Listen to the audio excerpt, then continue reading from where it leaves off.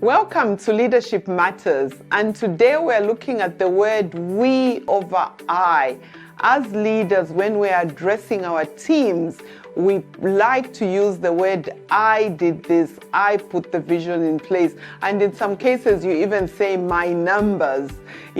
When you do that, a few things happen. Number one, the trust is eroded between you and the team because the team feels it's all about you and not about them.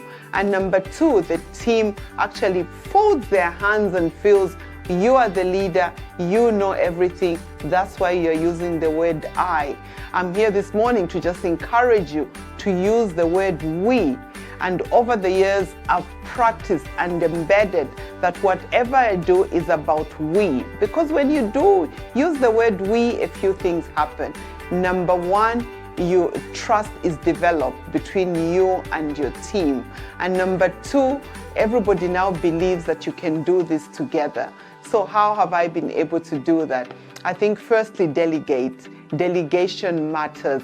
Allow the team to do some responsibilities that are everything to do with your job, but they are also doing it on your behalf. Number two, encourage collaboration between the teams. That's very important because then you work as one team. Number three, celebrate success. When you win, everybody wins. You celebrate together, and together you have a thriving organization. Go out there, dear leader, and practice the word we when you are dealing with your team.